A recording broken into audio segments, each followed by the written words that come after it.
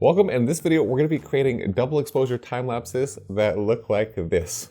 You are a universe of infinite possibilities. The universe is infinite. You are the universe. I repeat. Hey there, I'm Scott, a videographer specializing in time lapse based out of Brooklyn, New York. And this week I decided to play with double exposures. And if you couldn't tell, I absolutely got carried away making this video. So the double exposure technique is something I've always wanted to try just with stars. I always thought it would be kind of a fun thing to give it a shot. And then I just decided, you know what? People need a little extra motivation, so I should remind them that the universe is infinite. Jeez. All right, let's dive in. So I watched a few different tutorials, and the first one that I watched was by DSLR Video Shooter, and the ingredients they said you needed was a shot against a white background and then just something that you wanted to reveal. So I just tested it out by downloading some stock footage where there was just a model against a white background just to see the process before I ended up shooting all of this myself. And I dragged the star background that I wanted to track 1, and I put the model on track 2, and then just changed the blend mode to lighten. And I also changed it to screen, and I thought that lighten worked a bit better. And the lighten blend mode works by showing the brightest pixels and revealing the layer beneath with its darker pixels. So the darker it is, the more that you're gonna be able to see through it. So I need to darken our model a bit more. So just adding a lumetri color correction and adding contrast by bringing up the whites and the highlights while also decreasing the blacks and the shadows. And at this step, I was starting to think like, okay, yeah, I think we're kind of going in the right direction. And I liked what I was seeing in the shadows of the face and kind of in the hat, but I was thrown off by the yellow, and I'm kind of like troubleshooting it. So I added a black and white filter, and I was really excited because now this is more like what I was imagining. I wanted all the depth that you would get in the shadows, but I still wanted to be able to see through it. Still, the rest of this body is throwing me off. So I tried it with another footage of just this girl's face, and I just copied and pasted all the settings exactly to it. And this is really more like what I was envisioning. This is like the look that I was trying to achieve. And this is absolutely when I started getting carried away, because she does this really goofy wink and opens her mouth. And because we're envisioning the Milky Way, it started giving me like this Mufasa vibe and Lion King, and we just really got carried away, and some fun inspirational quotes. And this is what we came up with.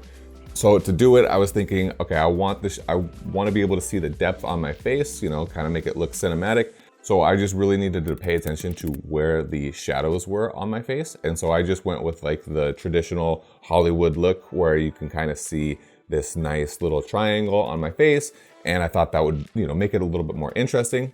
And then I just shot myself against the white background right here.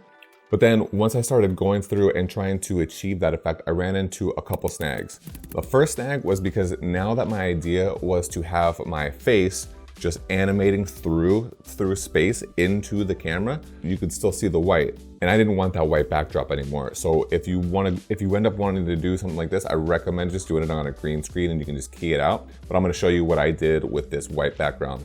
Option number 1 would be to just rotoscope it out in After Effects, but we're gonna keep it all in Premiere here. And what I ended up doing was just a pass of Ultra Key on the background, and it got, you know, like 80% of the way there. So then I just nested it and ran another version of Ultra Key on it, knocked out 90% more, and then just a mask around me. And then it would just look like I shot it on a green screen. And I was actually really impressed with how this worked. So that is one option for you, even if you don't have a green screen. So the next bit is just to cut together all of the talking parts and just get them as close to line up as possible. And then what we want to do is we want to grab the anchor point on all of the endings of the talking points where I open my mouth and just put them like smack dab in the center of the shadows of my mouth. And then I'm going to go ahead and scale from 0 to 82 and to 1500. So I'm going to set 3 keyframes. One is going to be at 0, one is going to be at 82%. And then one's gonna be, you know, 1500 or whatever it is, just to where my mouth is covering the entire frame. And if we play that, you can see the scale, once it hits the 82%, it just really takes off. It just looks like it's scaling way too fast all of a sudden. So we're gonna go ahead and ease, and then just play with that. And in Premiere, it's really finicky. You might wanna play here a little bit more than I'm doing, but you know, this is the effect. And at the very end, I'm just gonna adjust the opacity so that way the mouth That way you can see my face coming in a little bit more. All right, so once all the sentences are aligned perfectly, I'll remember to duplicate the first sentence and put it at the end because that's how we're gonna want to begin our loop. Then I'll nest everything, and here's the fun part that actually took me a while to figure out, but I got a little recipe on how we can create this effect. So first we're gonna go to our effects panel and we're gonna add lumetri color correction. We're gonna add black and white, and make sure you use the ampersand because otherwise you can't find it. And then we're gonna also add a luma key effect. And so now just depending on where your shadows are and your highlights and everything and how you shot it, this is gonna be where you're gonna have the most variance, like your settings are gonna be a little bit different. But what I'm trying to do is just get as much contrast as I can. So I'm boosting my highlights, I'm boosting my contrast, I'm boosting my whites, and I am decreasing my shadows and my blacks. And then in the luma section, I'm just adjusting my threshold and my cutoff. And small values, probably in between 20 and 40% for the threshold, and then for the cutoff, really low values.